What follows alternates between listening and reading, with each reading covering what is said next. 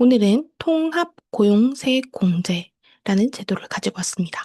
2026년 전면 개편되는 사항으로 한 명당 연 최대 1,550만 원까지 공제가 된다고 하니 지금부터 집중해 주세요.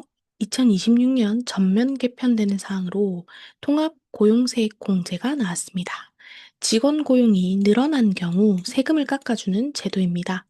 직원 한 명당 연 최대 1,550만 원까지 공제가 가능합니다. 2026년부터 제도가 크게 바뀔 예정입니다. 2026년 지원 정책을 살펴보겠습니다. 뒤에 가면서 천천히 통합 고용세 공제란 어떤 것이며 공제 금액은 어디까지이고 2026년 개편 핵심 변화, 개정 사항들이 어떻게 흘러왔는지 살펴보도록 하겠습니다. 그리고 마지막으로 중요한 신청 방법은 또 어떻게 되는지 살펴보겠습니다. 통합고용세액공제란 전년도보다 근로자를 추가 고용한 경우 적용될 수 있는 제도입니다.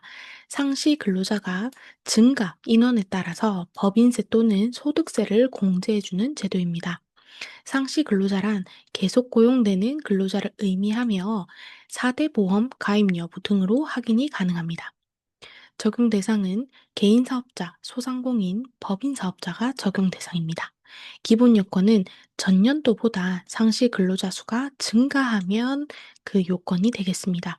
2025년부터는 일정 요건을 충족 시에는 단시간 그리고 기간제 근로자도 탄력 고용 지원 대상으로 인정되고 있습니다. 공제 혜택은 법인세 또는 소득세를 공제해 주는 것입니다. 공제 기간은 일반적으로 3년, 대기업은 2년입니다. 통합고용세액공제의 제도 변경 과정을 살펴보겠습니다. 기존 고용증대세액공제와 대상별 공제를 하나로 통합해서 통합고용세액공제로 개편되었으며 이로 인해 제도 활용의 효율이 높아졌습니다. 2020년, 22년도까지 상시 근로자 수가 증가되는 그 증가분만 기준이 되었습니다. 사회보험료, 정규직 전환, 경력 단절 여성 고용, 육아휴직 복귀 혜택은 각각 별도의 세액 공제로 운영되었습니다. 2023년도부터는 여러 고용 관련 세액 공제를 하나로 묶어 지금 설명드리고 있는 통합 고용 세액 공제가 만들어졌습니다. 2024년도 개정된 사항으로 25년도 올해부터 적용되고 있습니다. 기간제, 단시간 근로자도 일종 요건을 충족하면 탄력 고용으로 인정이 되었습니다. 1개월 이상 1년 미만 근로자, 주 15시간 미만 근로자가 포함되었습니다. 그렇다면 통합 고용 세액 공제 누가 받을 수 있는지 살펴보도록 하겠습니다. 사업자 요건, 내국, 개인 사업자, 법인, 여기서 제외되는 업종은 호텔, 여관업, 관광 숙박업은 가능합니다. 주점업, 관광, 유흥, 주점은 제외됩니다. 오락, 유흥 목적의 소비성 서비스업 등은 제외됩니다. 근로자 요건은 상시 근로자여야만 하고 1년 이상 계속 근무되고 4대 보험이 가입되어 있어야 합니다. 탄력 고용 지원 대상 근로자는 2025년부터 적용되었습니다. 1개월 이상부터 1년 미만 기간제 근로자, 그리고 주 15시간 미만 또는 월 60시간 미만 단시간 근로자도 포함이 됩니다. 2024년 12월 31일 이전의 채용은 기존 규정을 적용합니다. 자영업자 소상공인 기준 공제 금액은 얼마인지 살펴보겠습니다. 상시 근로자가 전년도보다 증가했다면 공제는 기업 규모나 소재지, 근로자의 유형에 따라 다르게 적용됩니다. 기업 규모는 우선순위가 중소기업, 그리고 중견기업, 대기업, 이 순으로 진행이 되고 기업 위치는 비수도권이 수도권보다 먼저 적용이 된다고 보시면 되고 근로자의 유형도 우대 대상 근로자가 일반 근로자보다 먼저 적용이 된다라고 보시면 됩니다. 우대 대상 근로자란 청년, 장애인, 경력 단절 여성, 60세 이상, 북한 이탈 주민 등이 포함되겠습니다. 일반 근로자 채용 시에 공제되는 금액은 중소기업 수도권을 기준으로 연간 공제액 850만 원, 한 명당 1년 적용으로 850만 원이 공제될 수 있습니다. 중소기업은 비수도권일 경우에 연간 공제액이 950만 원으로 이것보다 10만 원이 더 높습니다. 10만 원이 아니고 100만 원이 더 높습니다.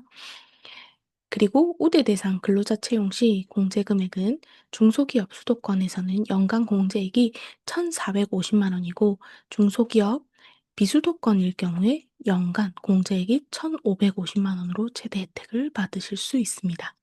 2026년 개편 핵심 변화입니다. 2026년부터는 사람을 오래 유지할수록 유리한 구조로 방향이 크게 바뀌게 됩니다. 채용 후 사후 관리 부담이 줄어듭니다. 기존에는 인원 감소 시에 공제 전액을 추징했습니다.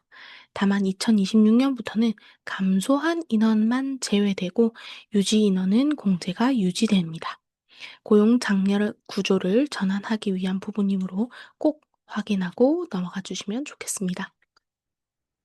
계속 고용 인센티브가 강화됩니다. 2026년부터는 채용 후 1년차, 2년차, 3년차 유지를 계속할수록 공제액이 증가합니다. 오래 유지할수록 절세 효과가 증가하는 셈입니다. 추가 세액 공제 적용 기한이 있습니다. 기존에는 통합 고용세액 공제 외 정규직 전환, 육아휴직 복 등에 대한 추가 세액 공제 별도였습니다. 추가 세액 공제 종료권은 정규직 전환이 2024년까지 적용 후에 종료되고 육아휴직 복직자의 경우 2026년까지 1년 연장되게 되었습니다. 신청 방법입니다. 세무 대리인을 통해서 공제를 신청하실 수 있고 직접 신청 방법은 홈택스 전자신고 시스템을 통해서 신청도 가능합니다.